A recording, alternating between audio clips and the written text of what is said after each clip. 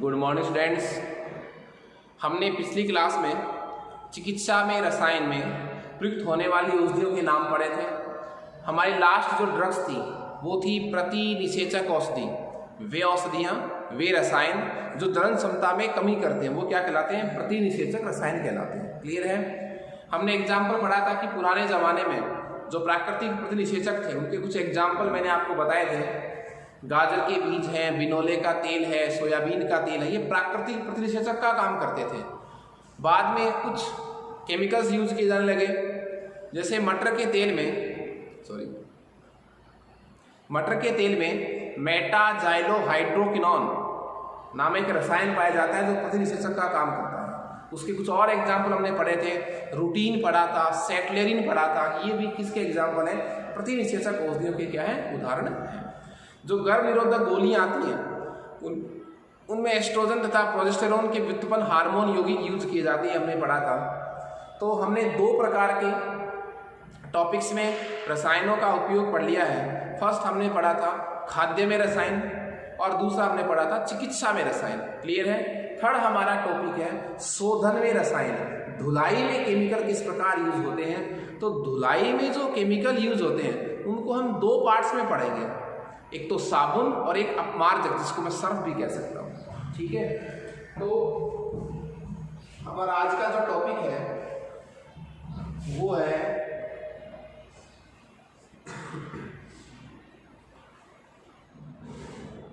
शोधन में रसायन। शोधन में रसायन। धुलाई में किस प्रकार रसायन यूज होते हैं? देखिए, धुलाई में रसायनों का दो प्रकार से यूज हो सकता है। शोधन में रसायनों का कितने प्रकार से यूज हो सकता है? दो प्रकार से, एक तो साबुन के रूप में और एक किसके रूप में? अपमार्जक के रूप में। सबसे पहले हम बात करेंगे इसके बारे में, साबुन के बारे में।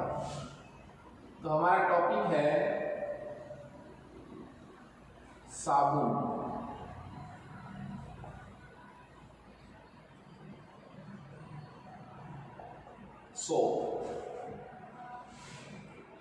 देखिए, साबुन जो है उसकी परिभाषा क्या होगी? उच्च वसीय अम्लों, उच्च वसीय अम्लों के सोडियम तथा पोटेशियम लवण। उच्च वसीय अम्लों के सोडियम तथा पोटेशियम लवण जो हैं वो क्या कहलाते हैं? साबुन कहलाते हैं। साबुन। देखिए, उच्च वसीय अम्ल का मतलब क्या हुआ? वे अम्ल जिनमें कार्बन की संख्या क्या हो? अधिक हो। तो उच्च वसीय अम्लों के सोडियम या कैसे लवण, पोटेशियम लवण जो है वो साबुन कहलाते हैं। अब उच्च वसीय अम्ल का एग्जाम्पल क्या हुआ? जैसे फॉर एग्जाम्पल स्टीयरिक अम्ल, पामीटिक अम्ल,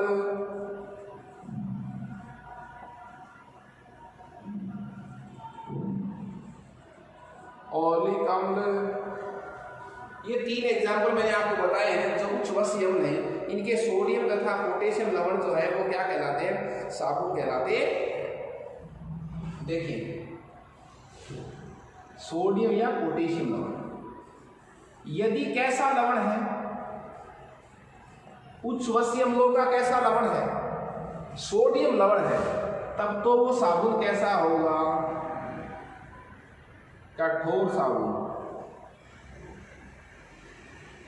और यदि वो उच्च वसीय अम्लों का कैसा लवण है? पोटेशियम लवण है, तो वो कहलाएगा मृदु साबुन। मृदु साबुन। क्या अंतर है कठोर साबुन में और मृदु साबुन में? जो कठोर साबुन है वो कपड़े धोने के काम में आते हैं, और जो मृदु साबुन है वो बाथिंग सोप होता है, नहाने के काम में आता है। समझ गए मेरी बात? आप रिवाइज कर रहा हूं। साबुन की परिभाषा क्या है? उच्च वश्य अम्लों के सोडियम या पोटेशियम लवण को साबुन कहते हैं। उच्च वश्य अम्ल कौन से, जिनमें कार्बन की संख्या अधिक है, स्टीयरिक अम्ल है, पॉमिटिक अम्ल है, ओलिक अम्ल है, इनके सोडियम या पोटेशियम लवण को हम क्या कहेंगे, साबुन कहेंगे। यदि सोडियम लवण है तो वो कठोर साबुन है, पोटेशियम लवण है तो वो मृदु साबुन है। डिफरेंस क्या है दोनों में, कठोर साबुन कपड़े धोने के काम में आता है, मृदु साबुन नहाने के काम में आता है, बाथिंग सोप होता है। ये तो इसकी परिभाषा थी। अब हम पढ़ेंगे, ये तो साबुन का परिचय था कि साबुन क्या है, उसकी परिभाषा क्या है, उसके कितने प्रकार हैं। तो साबुन की परिभाषा हमने पढ़ ली, साबुन के प्रकार हमने पढ़ लिए। अब साबुन को बनाने की विधि,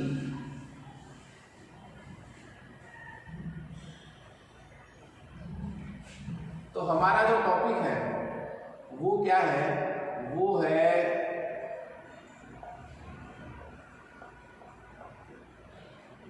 साबुनीकरण, सोपेनिफिकेशन। साबुन बनाने की विधि साबुनीकरण कहलाती है। सीधी सी परिभाषा क्या होगी, साबुन बनाने की विधि क्या कहलाती है, साबुनीकरण कहलाती है। और देखिए हम इसमें करेंगे क्या,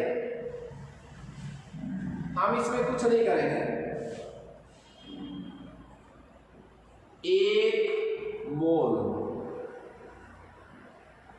वसा की रिएक्शन करवाएंगे 3 मोल कास्टिक सोडे से। समझ रहे हैं मेरी बात आप,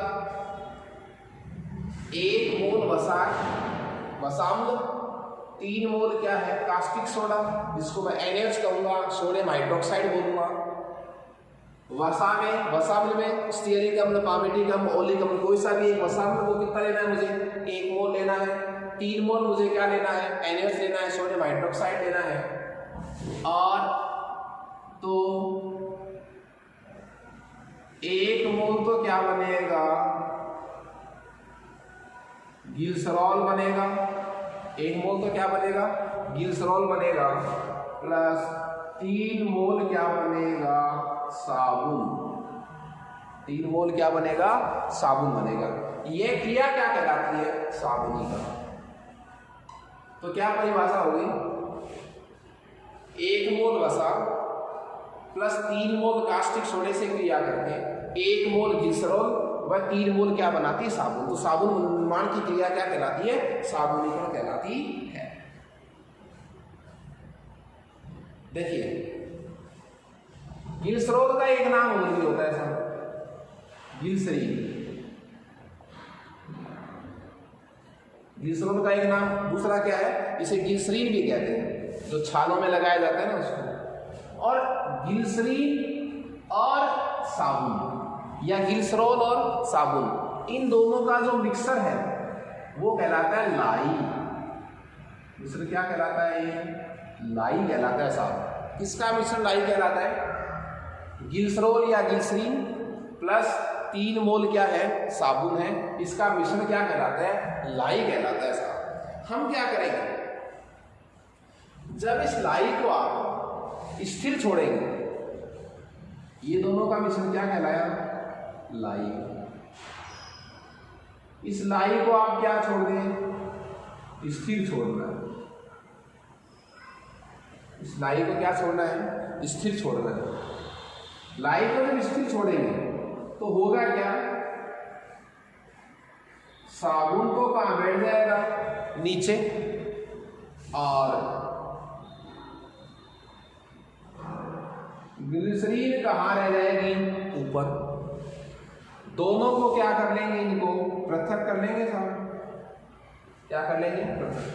अब इस साबुन में हम क्या ऐड करेंगे, इसमें हम ऐड करेंगे NaCl का संतृप्त विलयन, जिसको मैं ब्राइन कहता हूं। इसमें क्या मिलाएंगे, किसमें, साबुन में। साबुन में क्या मिलाएंगे,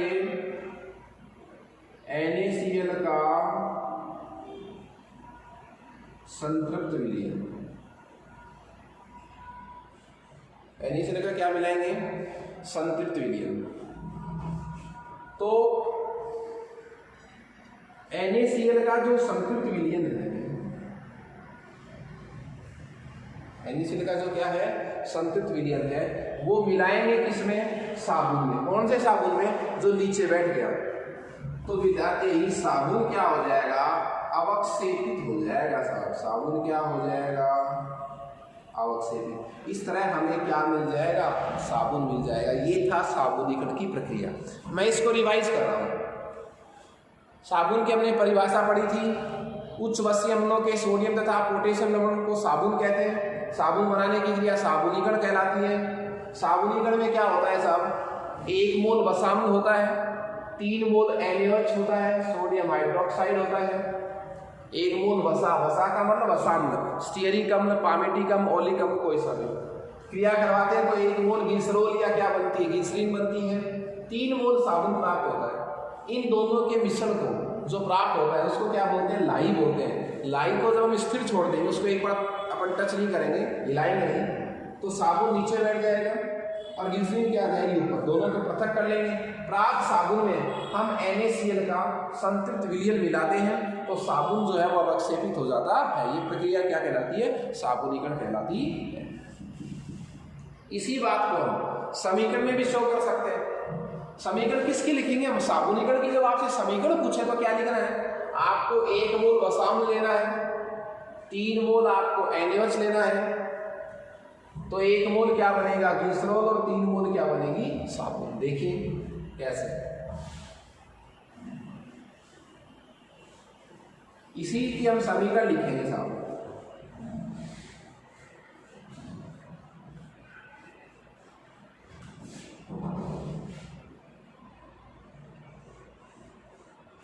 हाँ जी, इसी की समीकरण लिखे।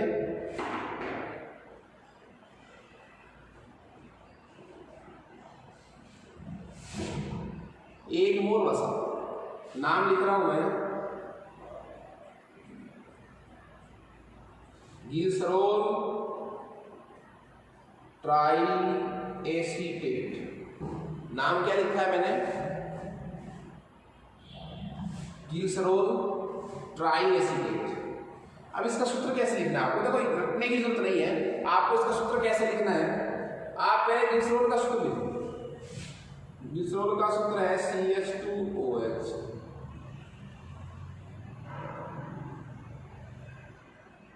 CHOH CH2OH, glycerol try acetate.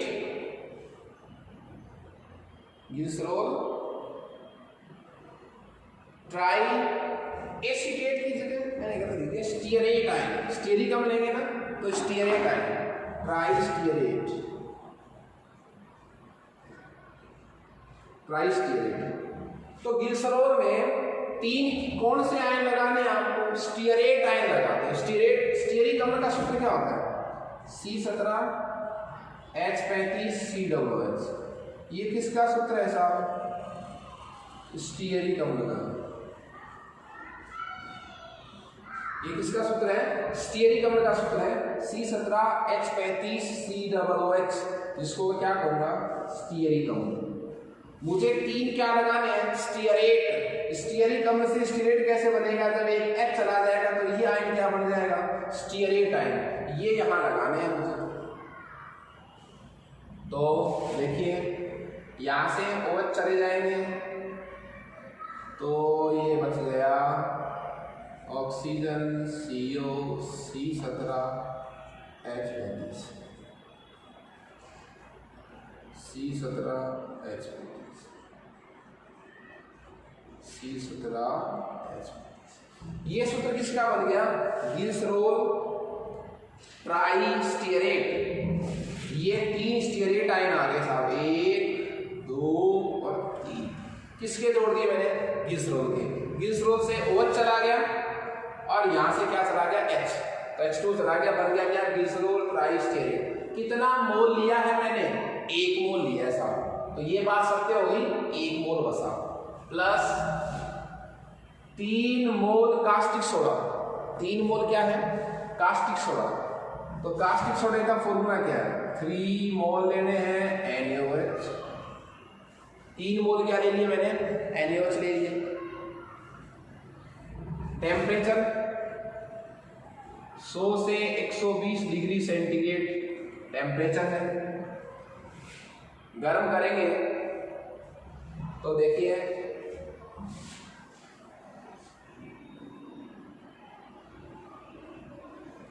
यहां से टूट जाएगा बंद, तो यहां से आ जाएगा OH या तो, और ये कौन सा पोर्शन बच गया, ये माइनस के पोर्शन बच गया क्या, बंद कौन लेके जाएगा, ऑक्सीजन लेके जाएगा, तो इन प्लस पर तो OH माइनस जुड़ जाएगा और इन माइनस पर क्या जुड़ जाएगा Na प्लस, तो क्या बन गया देखो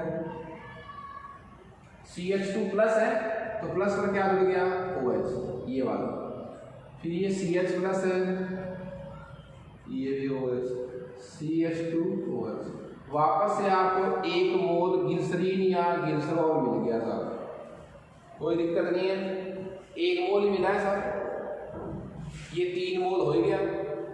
अब देखो ये बंद कौन लेके गया, ये ऑक्सीजन लेके गया, ये बंद किसके बीच में है, कार्बन और ऑक्सीजन के बीच में, ऑक्सीजन की विद्युत भिन्नता अधिक होने के कारण बंद कौन लेके चला गया, ऑक्सीजन इस पर क्या हो गया माइनस, इस माइनस पर क्या जुड़ जाएगा Na प्लस, तो 3 बार उड़ेंगे, तो प्लस देखो तीनों को एक साथ लिख दो 1 2 3, तो C17 H35 C00 और क्या जोड़ना है इन पर N, ये लो साहब, और ये कितने हैं, ये है 3, तो 3 मोल क्या बन गया देखो साबुन, 1 मोल क्या हो गया ग्लिसरीन और 3 मोल क्या बन गया साबुन। तो वो तो हमने पढ़ी थी विधि, और ये विधि का क्या है समीकरण, तो ये साबुनीकरण की विधि है, ग्लिसरॉल ट्राइस्टेरेट की क्रिया 3 मोल कास्टिक सोडे से करवाने पर 1 मोल ग्लिसरीन और 3 मोल क्या बनता है साबुन बनता है, इन दोनों के मिश्रण को लाई बोलते हैं, लाई को स्थिर छोड़ेंगे, साबुन नीचे बैठ जाएगा और ग्लिसरीन ऊपर आ जाएगी, दोनों को पृथक कर लेंगे, साबुन में NaCl का संतृप्त विलयन मिलाएंगे तो साबुन अवक्षेपित हो जाएगा, क्लियर है। इसके बाद देखिए हमने अब तक साबुन वाले टॉपिक में क्या पढ़ा है, साबुन की परिभाषा पढ़ी है, साबुन के प्रकार पढ़े हैं, साबुन को बनाने की विधि पढ़ी है, अब हम पढ़ेंगे साबुन किस प्रकार कार्य करता है, साबुन किस प्रकार धुलाई करता है, वो कौन सी क्रियाविधि अपनाता है जिससे साबुन जो है वो शोधन रसायन के रूप में प्रयुक्त होता है, क्लियर है। तो देखिए हमारा मेन टॉपिक अब क्या रहेगा,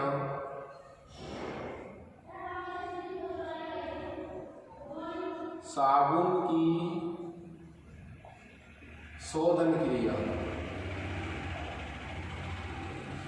cleaning action of soap. Okay, तो साबुन की संरचना में 2 भाग होते हैं, 2 भाग होते हैं।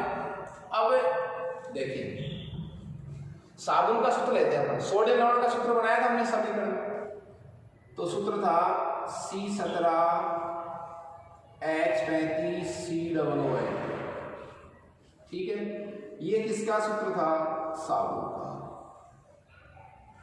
ये साबुन का सूत्र था। साबुन के सूत्र में 2 भाग होते हैं साबुन, ये भाग तो है वो इसका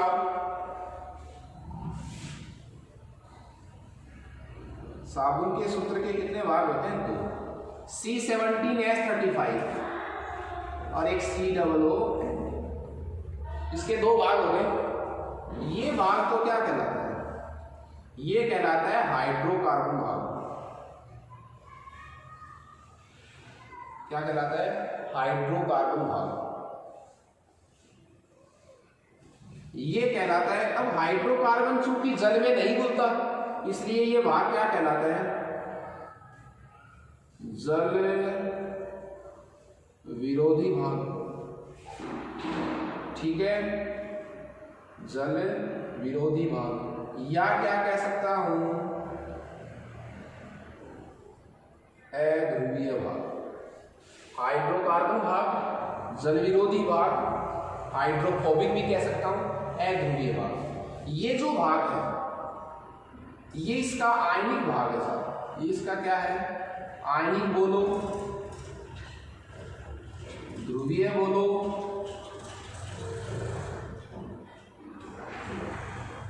जलस्नेही बोलो। जलस्नेही क्यों बोले? क्योंकि ध्रुवीय भाग जो है वो जल में घुलता है, इसलिए जलस्नेही भाग। ठीक है। हाइड्रोफिलिक। हेयर टेल का भी इसमें कोई दिक्कत नहीं हो सकता है। C17 वाले भाग को पुच्छ भाग कहते हैं, टेल,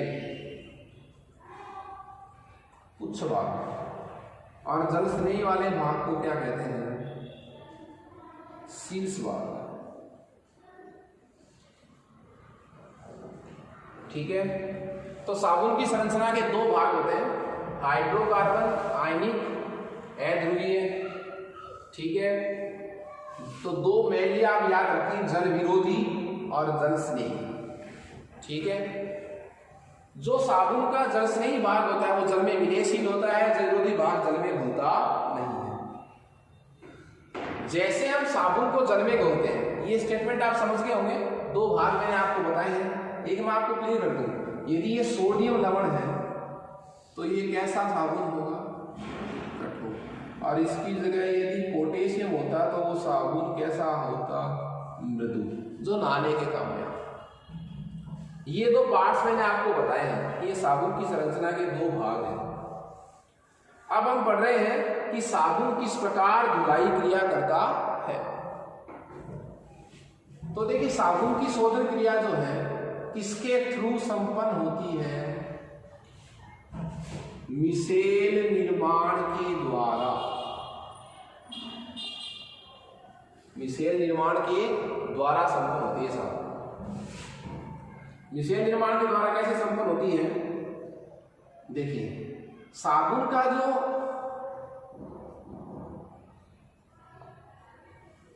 ऋणायनिक भाग है, साबुन का जो क्या है? ऋणायनिक भाग है, और एक ऐसा भाग है धनायनिक भाग है।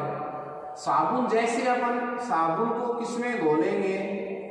जल में, तो क्या बनेगा? मिसेल बनेगा। क्या बनेगा?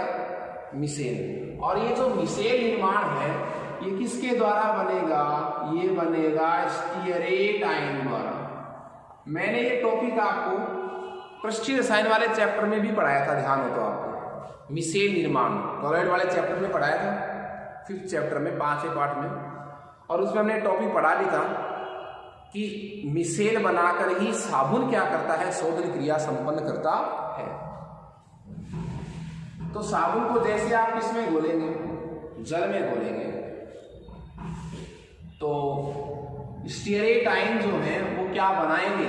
मिसेल संरचना बनाएंगे। और मिसेल बनाकर साबुन की क्या संपन्न होती है? शोधन क्रिया संपन्न होती। चलिए हम बनाते हैं मिसेल। मिसेल में क्या होगा? स्टीयरेट आयन को मैं क्या कहूंगा? C17 H35 COO-। ये क्या है? स्टीयरेट आयन है, तो इस साबुन में से निकले। देखिए 17 कार्बन है, 1 2 3 4 5 6। ये कितने में लगा सकते हैं आप?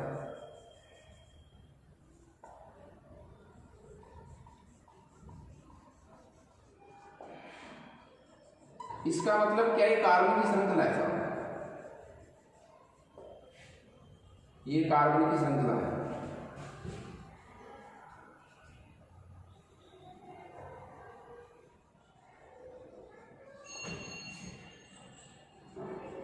ये क्या है? कार्बन की श्रृंखला।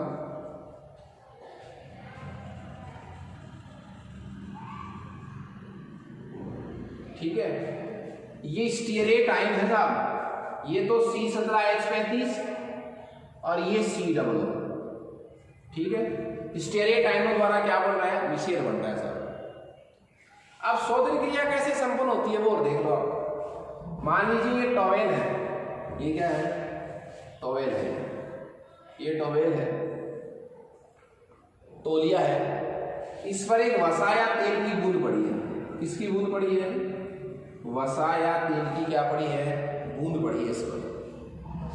इस पर वसा या तेल की बूंद पड़ी है। ये किसकी बूंद है? वसा या तेल की बूंद। ठीक है। मिसेल का ये भाग क्या कहलाता है? आयनिक भाग। और ये भाग क्या कहलाता है? जल विरोधी भाग। और ये क्या कहलाता है? आयनिक भाग या जल स्नेही। ठीक है, आयनिक भाग या जल स्नेही। तो जैसे ही मान लीजिए किसी कपड़े पर, किसी पर वसा या तेल की बूंद लगी हुई है, आप साबुन लगाते हैं, पानी में घोलते हैं साबुन को, तो साबुन में पड़ा हुआ कौन सा आयन? स्टीयरेट आयन जो है वो मिसेल स्ट्रक्चर बनाता है। मिसेल किस प्रकार बनता है कि मिसेल का कौन सा भाग, जो आयनिक भाग है, वो तो किसकी तरफ रहता है? जल की तरफ रहता है। और जो जल में नहीं घुलने वाला हाइड्रोकार्बन भाग होता है, वो किसकी तरफ रहता है? वसा या तेल की बूंद की तरफ होता है। तो ये भी जल विरोधी है, वसा या तेल भी जल विरोधी होता है, और ये भाग भी जल विरोधी है। बाहर जल है, इधर आयनिक भाग है, समान समान को घुलता है, सेम चीजें सेम में घुल जाती है। तो देखिए क्या होता है, जैसे वसा या तेल की बूंद लगे पर अपन साबुन लगाते हैं, तो साबुन का स्टीयरेट आयन जो है वो क्या बनाता है? मिसेल बनाता है। मिसेल में कैसे अरेंजमेंट होता है? वसा या तेल की बूंद की तरफ तो मिसेल का जल विरोधी भाग, और जल की तरफ मिसेल का आयनिक भाग होता है। जल विरोधी भाग और वसा की तेल की बूंद ये दोनों आपस में घुल जाती हैं, आयनिक भाग जल में घुल जाता है। इस तरह ये सारा मामला कनेक्ट हो जाता है साहब। तो जैसे अपने ब्रश लगाते हैं या थापी मारते हैं, हाथ से वैसे करेंगे, तो जैसे पानी बाहर निकलेगा कपड़े से, पानी बाहर निकलेगा तो ये आयनिक भाग भी बाहर निकलेगा, क्योंकि इसके साथ बॉन्ड बन गया। ये निकलेगा तो ये भी साथ जाएगा, और इसमें ये घुल गया तो ये भी यहाँ से चला जाएगा। इस तरह यहाँ से वसा या तेल की बूंद बाहर निकल जाती है। क्लियर है? तो इस तरह जो है वो साबुन जो है वो शोधन क्रिया संपन्न करता है, क्या बनाकर? मिसेल बनाकर। साबुन की शोधन क्रिया को मैं रिवाइज कर रहा हूँ। साबुन की शोधन क्रिया में मिसेल का निर्माण होता है। मिसेल का निर्माण किसके द्वारा होता है? जब साबुन को जल में घोलते हैं तो साबुन में पड़े हुए स्टीयरेट आयन, ओलिएट आयन, पामिटी मतलब वसी अम्लों का आयन जो है वो क्या बनाता है? मिसेल बनाता है। मिसेल की स्ट्रक्चर में वसा या तेल के बूंद की तरफ तो मिसेल का जल विरोधी भाग रहता है, और जल की तरफ मिसेल का क्या रहता है? जल स्नेही भाग रहता है। समान समान को बोलता है, तो वसा की तेल की बूंद हाइड्रोकार्बन में घुल जाती है, आयनिक भाग जल में घुल जाता है। जैसे ही जल को बाहर निकालते हैं, वसा व तेल की बूंद भी जल के साथ कहाँ निकल जाती है? बाहर निकल जाती है। सेम टू सेम टॉपिक हमने 5th नंबर के चैप्टर में पढ़ा था, कोलोइड वाले चैप्टर। ओके, इसमें एक प्रश्न है साबुन में, बहुत अच्छा प्रश्न है कि जो साबुन है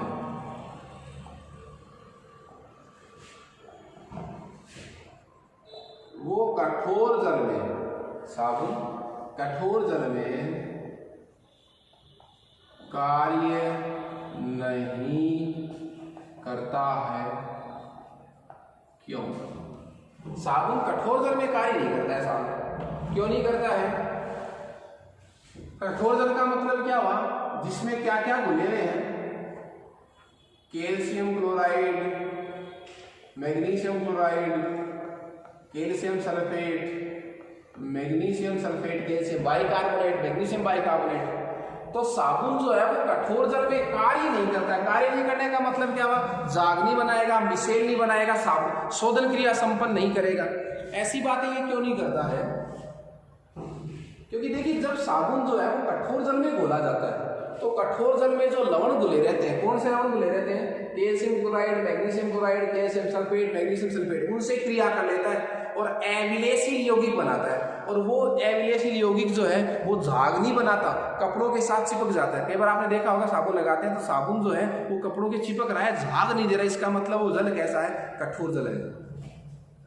तो जैसे आप साबुन को कठोर जल में घोलते हैं, साबुन कठोर जल में पड़े हुए लवणों से क्रिया करके एविलेसिल यौगिक बना लेता है और कपड़ों से वो चिपक जाता है, झाग नहीं बनते। झाग नहीं बनेंगे तो मिसेल नहीं बनेगा, मिसेल नहीं बनेगा तो साबुन शोधन क्रिया संपन्न नहीं करेगा।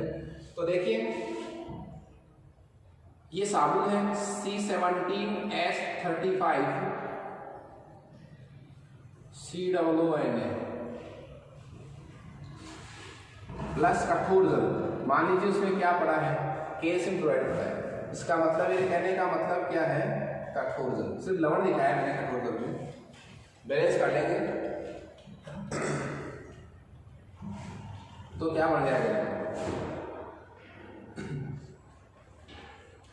C17H35 COO स्टीयरेट, कैल्शियम की वैलेंसी 2 होती है तो क्रॉस मल्टीप्लाई हो गया, नाम क्या बन गया, कैल्शियम स्टीयरेट। और ये जो है वो कैसा यौगिक बन गया, Na, कपड़ों से चिपक जाएगा, झाग नहीं देगा, प्लस 2NaCl। तो देखिए जो साबुन था जो झाग दे रहा था वो कठोर जल से जैसे क्रिया करता है, कठोर जल में पड़े हुए लवण से क्रिया कर लेता है, ये तो था विलेयशील यौगिक, और कठोर जल से क्रिया करते हैं वो किस में चेंज हो गया, अविलेयशील यौगिक में। तो जल में घुलेगा नहीं, जल में नहीं घुलेगा तो झाग नहीं बनेंगे, तो कपड़ों से चिपकता रहेगा, झाग नहीं बनेंगे, तो शोधन क्रिया संपन्न नहीं करेगा। ओके, तो ये हमने आज पढ़ा था कि शोधन में रसायनों को 2 प्रकार से यूज कर सकते हैं, तो साबुन की तरह यूज कर सकते हैं और अपमार्जक की तरह यूज कर सकते हैं। आज हमने किसके बारे में पढ़ा है, साबुन के बारे में। नेक्स्ट क्लास में हम अपमार्जकों के बारे में पढ़ेंगे। Okay, thank you students.